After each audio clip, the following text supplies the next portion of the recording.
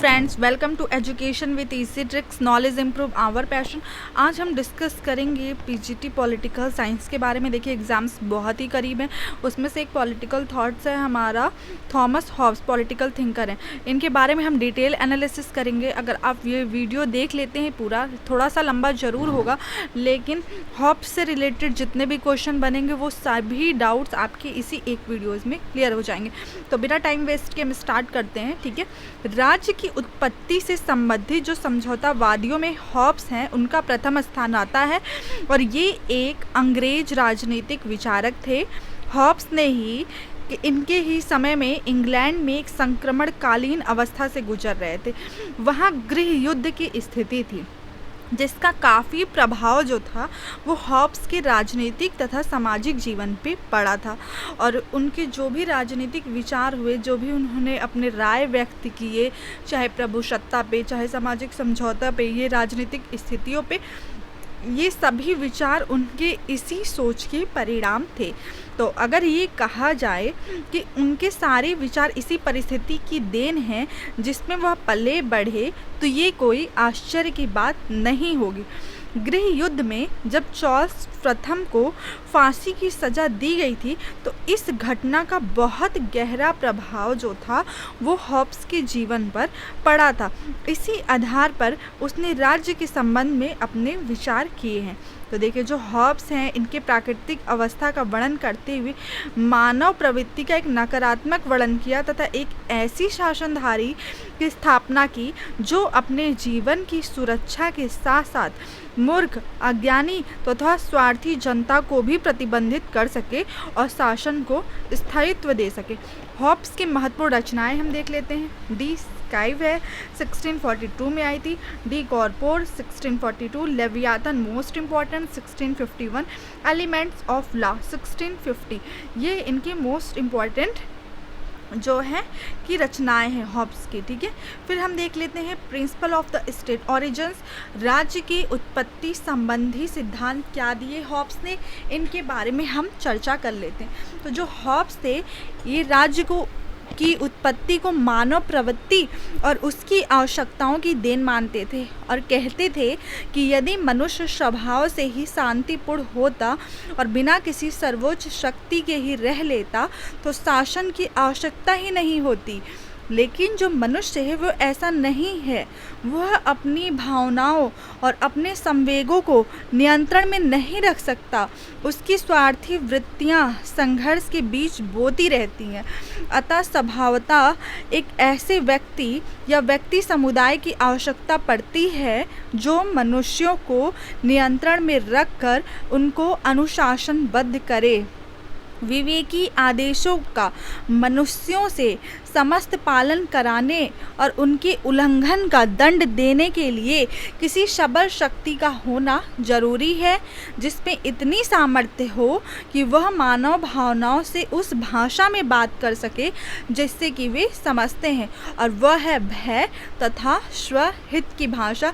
तो ये हॉब्स ने मानव के संबंध में विचार दिए हैं कि मानव किस तरह से है, वो अपनी भावना, अगर इस पर कोई प्रतिबंध नहीं रहेगा, अगर इन पे कंट्रोल नहीं किया जाए तो ये मनमानी करेंगे। इसलिए वो एक ऐसी शक्ति को स्थापित करने की बात करते हैं कि जो इनकी भाषाओं को समझ सके, जिस भाषा में ये समझे उसी भाषा में बात करें।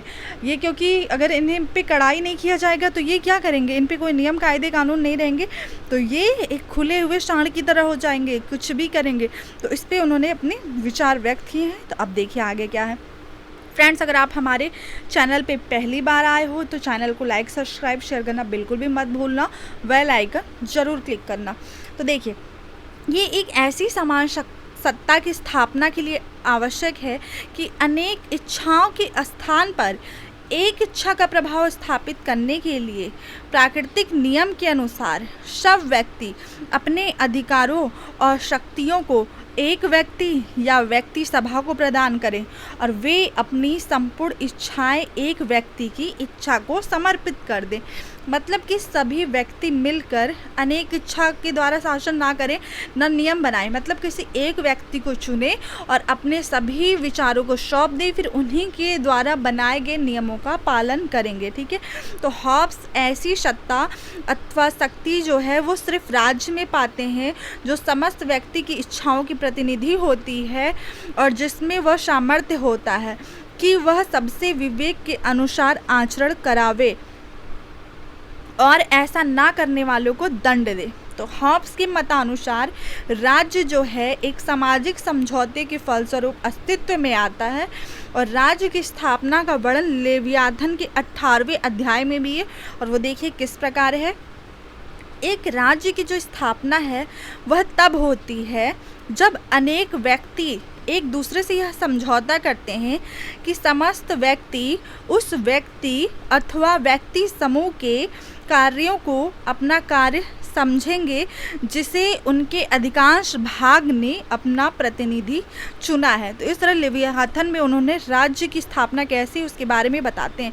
तो यह समझौता इस प्रकार हुआ है मानो प्रत्येक व्यक्ति ने प्रत्येक व्यक्ति से ये कहा हो कि मैं इस व्यक्ति को या व्यक्तियों के इस समूह को अपना शासन स्वयं कर सकने का अधिकार और शक्ति इस शर्त पे समर्पित करता हूँ कि तुम भी अपने इसी अधिकार को इस तरह समर्पित कर दो।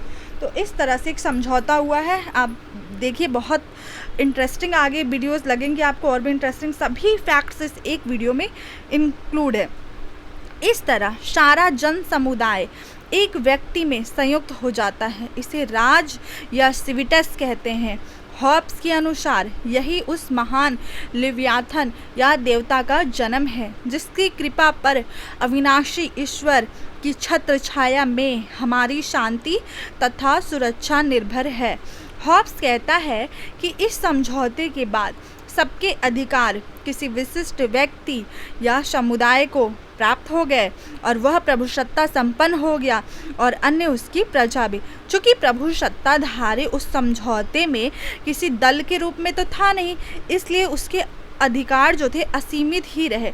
इस समझौते में कोई शर्तें नहीं थी क्योंकि शर्त होने से अनिश्चित और अविश्वास की भावना उत्पन्न हो सकती थी जिससे झगड़े होने की संभावना भी उत्पन्न हो सकती थी और उसका निपटारा ना होने पे पुनः अराजकता फैल जाती और प्राकृतिक अवस्था फिर से उत्पन्न हो जाती।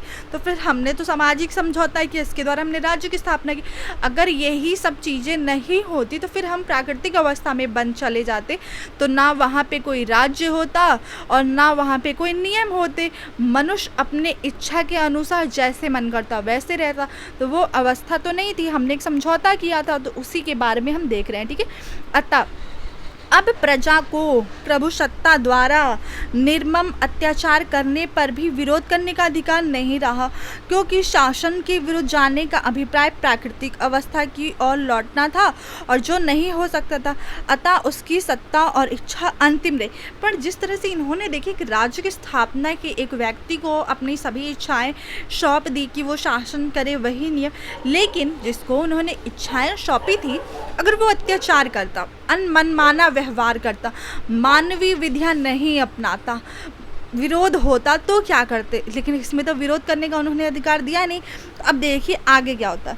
फिर इस समझौते की विशेषताएं क्या थी, जो प्रभुसत्ता का स्वरूप क्या था, characteristics of the agreement, nature of sovereignty.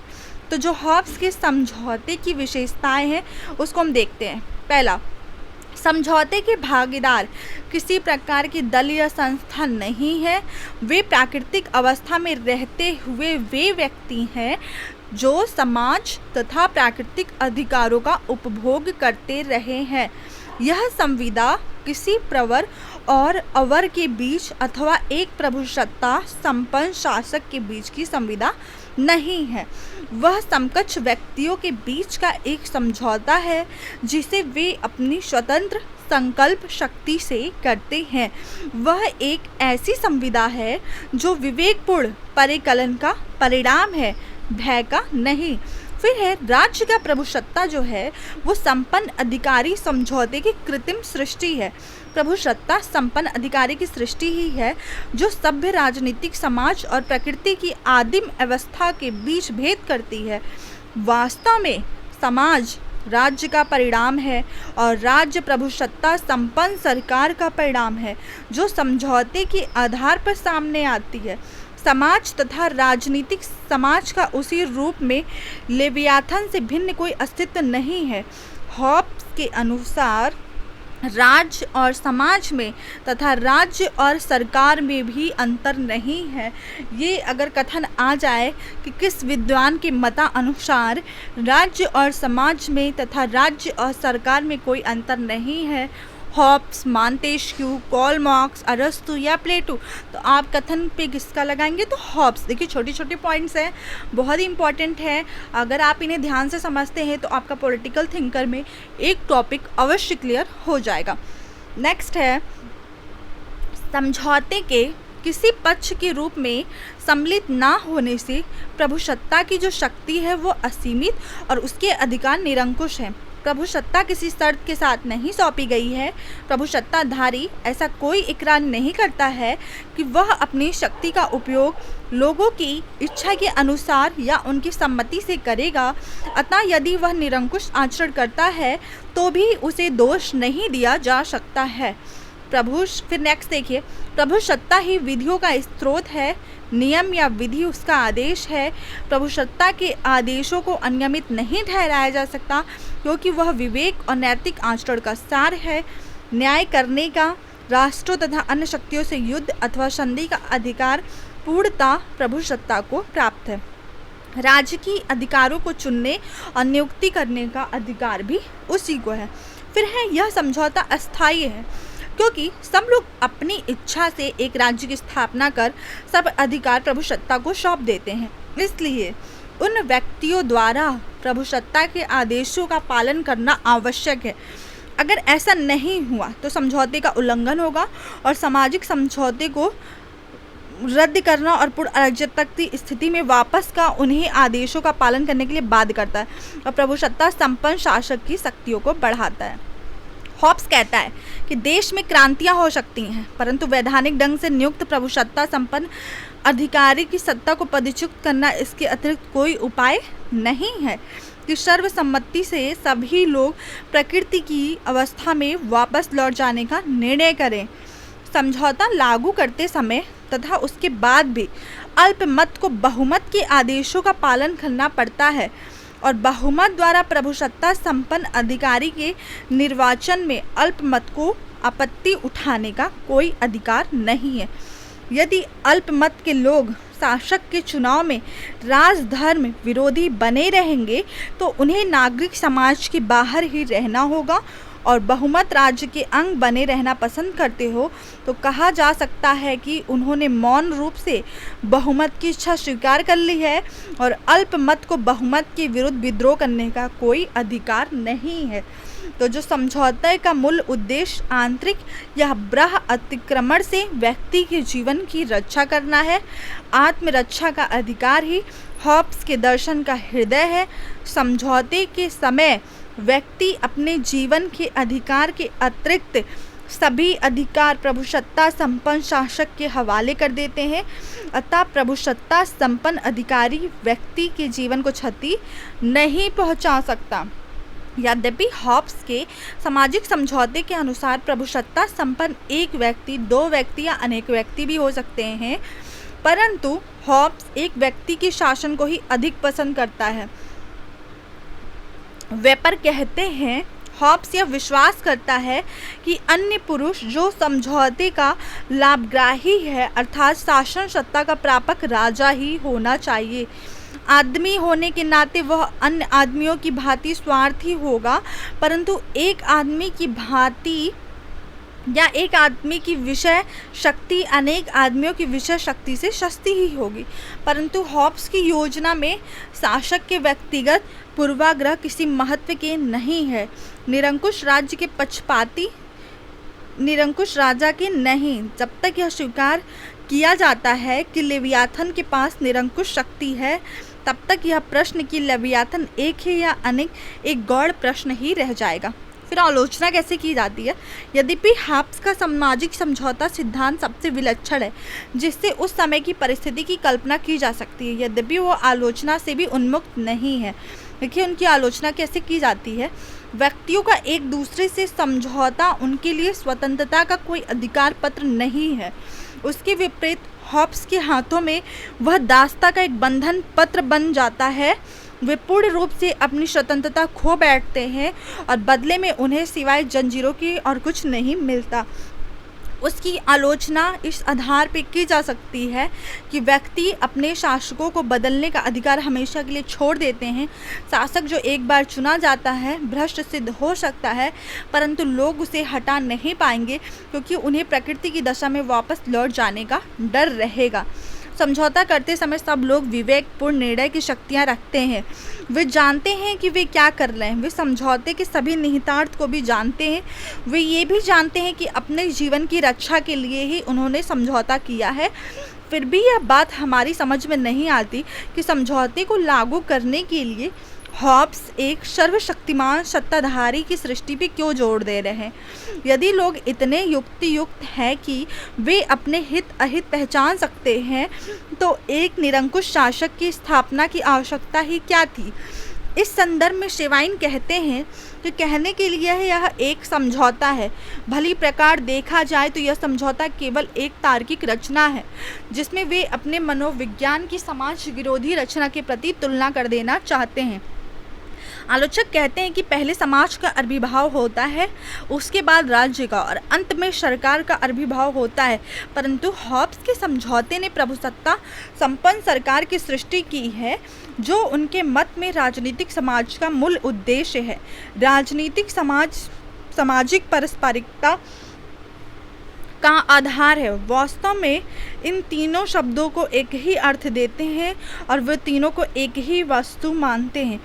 Hobbs की आलोचना इस प्रकार भी की जा सकती है कि वे इस समझौते का सिद्धांत प्रस्तुत करने में असफल रह गए क्योंकि वह यह नहीं बता सके कि यह समझौता जिन्होंने किया है उनकी पीढ़ियों तक भी चलेगा या नहीं, अथवा वे इसके भी बाध्यकारी हैं या नहीं। क्योंकि यदि इनके उत्तराधिकारियों को इस समझौते को बाध्य नहीं किया गया तो प्रत्येक पीढ़ी के बाद वे एक नया समझौता करेंगे जो अत्यंत दुष्कर हो सकता है। तो अब निष्कर्ष देखिए क्या निकला। फिर उपयुक्त विवेचन से स्पष्ट है कि हॉब्स ने अपने व्यक्तियों को केवल दो विकल्प दिए, या तो दासता या अराजक समाज संबंधी ऐसा सिद्धांत जो भय या आतंक पर आधारित है, घृणा का पात्र है। ऐसा समाज या राज्य चिरकाल तक भी नहीं रह सकता। बल प्रयोग या भय द्वारा राज्य की स्थापना या नींव रखने का अर्थ है बालू पर महल खड़ा करने के बराबर। अंत में प्रोफेसर वॉहन कहते हैं कि हॉब्स के सामाजिक समझौते के सिद्धांत में कठिनाइयों का सामना हमें इसलिए करना पड़ता है कि वे एक विशिष्ट प्रकार की शासन पद्धति अर्थात निरंकुश राजतंत्र का समर्थन करने पर तले हुए थे।